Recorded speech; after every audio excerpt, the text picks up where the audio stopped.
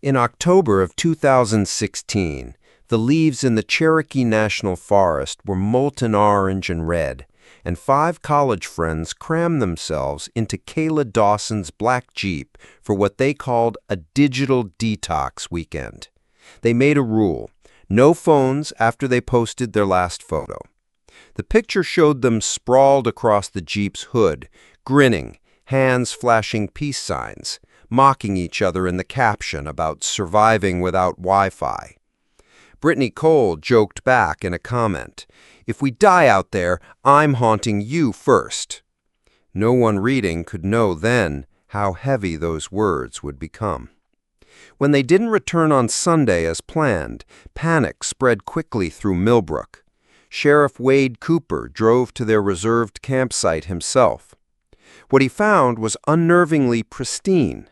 5 untouched sleeping bags still rolled, a cooler bursting with food that hadn't been opened, a brand new camera laid carefully on the picnic table. It was as though the girls had only just arrived and then vanished. The campfire was still a pile of unblackened logs. The only thing missing was Kayla's Jeep. In a town where everyone knew everyone, the silence was deafening. The search began at dawn the next morning. Rangers, volunteers, cadaver dogs, state police, and federal authorities combed ravines, ridges, and hidden fire roads. Helicopters hummed across the canopy. Heat sensors scanned the woods night after night. Sheriff Cooper, who had known Kayla's parents most of his life, refused to sleep for more than an hour at a time. Even off-duty, townsfolk marched with flashlights, feet blistering on mile after mile of mountainous terrain. But the forest offered no clues. Tire tracks from Kayla's Jeep had been spotted leaving the campsite on a fire road that wasn't supposed to be accessible, winding 3 miles before dissolving into stony ground. After 6 months, the official search dwindled. The FBI investigated if it might be trafficking, or a drug cartel, or a lone serial hunter. Nothing stuck. Eventually, the woods pushed back every footprint and every hope, and the case went cold. For 5 families, life froze in place. Birthdays passed uncelebrated. Chairs sat empty at holidays. The Dawsons kept Kayla's room the same, her clock still blinking the wrong time on the nightstand. The last clothes she wore still piled in the hamper. Ryan, her brother, stopped working and spent months scouring maps of the Cherokee, convinced the answer still lay just out of sight. Amber's parents founded a nonprofit. Jenna's family moved out of state. Taylor's parents divorced. Brittany's family hired private investigators who spun theories that never panned out. By year 3, fewer people showed up for vigils. By year 4, it was mostly the families standing in the candlelight, begging for answers that never came. Sheriff Cooper never admitted defeat, but in the privacy of his office, he paged through the case files again and again until he nearly memorized every page. Millbrook carried the silence like a sickness. And then, the forest finally gave something back. In October 2021, hikers Matt and Deb Polson noticed a logging road half buried behind a downed oak. It wasn't on any official trail maps. Curiosity lured them down until the road widened into a small clearing. At its center squatted a sagging 2-story farmhouse, half its roof collapsed, the windows filmed with decades of grime. Parked in front of it, sunken into the earth, its body blanketed in leaves and bird waste, was a Jeep. When Matt rubbed the plate clean with his sleeve, he saw the Tennessee registration sticker that expired in 2016. It was Kayla's. On the wall of the house, someone had painted a message, long after its abandonment, letters 3 feet high in dripping barn red. "There is nothing in this house worth dying for. Stay out or be carried out." Deb wanted to turn back, but Matt pressed closer. Through the grime of a broken kitchen window, he glimpsed a table, and on it, glinting nettle. He leaned closer and recognized the sunrise keychain he had seen on missing posters everywhere years before. It was Kayla's. He dialed 911 with a shaking hand. "We found them," he said, his voice breaking. "The girls from 2016. We found where they were." Sheriff Cooper roared up that logging road faster than anyone had in years. When he saw Kayla's Jeep, he sucked in air like a drowning man. When his eyes fell on the wall's message, he called the FBI immediately. Inside, the Polsons had already noticed things too clean to ignore. 5 purses lined neatly on a shelf. 5 phones lying in a row on the mantel, batteries long dead. Stacks of folded clothing, boots arranged by size, all in eerie order. But the basement took away everyone's breath. The basement door was steel, locked from the outside. Around its frame, wood splintered with desperate claw marks, blood dried into the grain. Names gouged deep at varied heights spelled Kayla, Brittany, Amber, Jenna, Taylor. When agents finally opened it, they stepped into a tomb of human suffering. Old sleeping bags flattened to the ground, a stinking bucket in the corner. Messages scrawled against the walls in charcoal. Day 43. Please God, Mom, I'm sorry. Next door stood a second chamber, different and worse. One chair bolted to concrete, restraints welded to the arms. A drain beneath. Walls so far from reach, no prisoner could touch them. Even the seasoned federal team went still and pale in that room. The forensics confirmed all 5 women had been kept there, their DNA scattered on walls and bedding. A journal shoved beneath the floorboards told more. Written in clean masculine handwriting, its author chronicled the girls' every struggle. October 15, 2016, Day 3, they are adjusting. Kayla fights the most. October 22nd, morning feeding at 7, evening at 6, discipline when rules are broken. November entries described isolation, compliance, and something like training. The voice was cold, methodical. The journal ended abruptly in December 2016, but one later scrawl in rougher ink dated October 2020 sent shivers through every investigator. Tommy found out. Brittany talked. Should have killed her with the others. They realized Brittany hadn't been buried. She had remained alive years longer. Attention tightened around the Hutchkins family. Dale Hutchkins was a handyman and hunter, long rooted in Millbrook, the sort of man who always fixed broken tractors and joined search parties without anyone asking him to.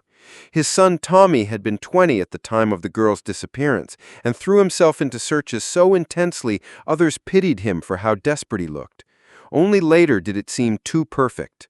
Store records showed Tommy, 2 weeks before his death in a supposed hunting mishap, ordered 5 gallons of the same shade of red paint smeared on the farmhouse wall. His death had been ruled an accident, no autopsy performed. The timing now reeked of execution. Shovel blades struck earth outside the house in 2021, guided by ground-penetrating radar. Digging revealed 4 sets of skeletal remains. Kayla, Amber, Jenna, Taylor. They were finally accounted for, their DNA confirming what their families feared, but one grave proved empty. Brittany was missing. Investigators found Tommy's belongings telling their own story. In his workplace locker, hidden behind deodorant tans, was a burner phone with unsent messages. "They deserve to be found. I can't do this anymore." In his apartment ceiling, a laptop revealed search histories, witness protection program, how to turn in your father for murder. He had left desperate breadcrumbs no one followed before his death. An unprocessed tip he'd sent to the FBI hotline, check the Hutchkins property off Logging Road 47, had been buried among thousands. The realization nearly broke Cooper's patience with federal bureaucracy. The boy had tried to expose everything. His father silenced him. The burned trailer a mile from Dale's cabin told the rest. Beneath the charred shell was a root cellar where a cot and canned food lingered. On the wall, written in charcoal by a tense, careful hand, was a message, "Tommy brings food Tuesdays and Fridays." Beneath it, BC 2016 to 2020. This was Brittany's shelter. Hidden insulation revealed her makeshift journal. Entry after entry described how Dale had separated her from the others, making Tommy her jailer. "He won't look at me," she wrote. "He brings antibiotics for my cut and whispers sorry." The entry spanned almost 4 years. Her last, November 14th, 2020. "Tommy called someone, gave me keys, told me to run if I hear shots. It's been an hour, he hasn't come back." Then silence. Not long after, a woman stumbling barefoot onto Highway 19 identified herself as Brittany Cole. She begged nurses for Sheriff Cooper, then froze when she glimpsed a man in a baseball cap near her doorway. Security footage showed Dale chasing her into the woods.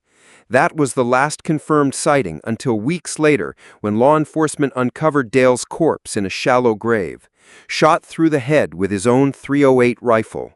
On his body was a note in Brittany's handwriting. For Tommy, for all of them. She had finally turned hunter, but she was again gone. The FBI's breakthrough came when files from a storage unit Tommy had prepaid revealed the scale of Dale's connection. Journals, videos, receipts, all revealed that Dale was not only a killer, but also a supplier. He provided young women for a network organized by none other than Judge Harold Mitchell, a respected member of the community. A raid on Mitchell's home exposed chained captives in his basement. To the shock of every agent present, one was Taylor Moss, alive after years. With her whispered testimony, the shape of the entire network came into focus. Dale was the collector, Mitchell was the distributor, and beyond them stretched a buyer's circuit across states. Brittany, when found again, was carrying Dale's rifle. It was she who had put the bullet in her captor. She told agents how Tommy had begged his father to spare just one of the girls, had been forced to keep her alive as a twisted insurance. For 4 years he smuggled food and medicine, took her abuse onto himself, tried endlessly to forgive himself. Finally he broke, and in trying to expose his father, he was murdered. She survived and ultimately dismantled everything he could not. The trials ripped Millbrook apart. Mitchell received life without parole. More than 40 prominent men in Tennessee and beyond were arrested in what became the biggest human trafficking case in state history. Across the Southeast, raided compounds freed dozens of women. Brittany testified, her voice trembling but implacable, carrying the legacy of 4 friends gone. She told juries about the names scratched into wood frames, the prayers on cellar walls, her years in chains, and Tommy pressing contraband books into her hands with a whispered apology. She reminded the courtroom that he died to save one person, and that one person tore down an empire of predators. Millbrook, however, never recovered. The town's leadership collapsed under scandal. Its businesses shuttered. Property values sank. The truth was unavoidable. People had looked the other way. Reports of Dale's strange comings and goings, his son's trauma, the suspicious cash deposits, 47 separate times someone almost spoke up, documented in Brittany's journal, but no one did. At a nationally televised town meeting, Brittany told them flatly, this place chose not to know. At last, closure arrived for the families in the form of bodies brought home. But closure was not peace. Ryan Dawson visited Kayla's grave every week, whispering apologies to the sister he hadn't protected. Amber's parents spent their fortune on survivor funds. Taylor endured psychiatric care in Nashville, haunted but alive.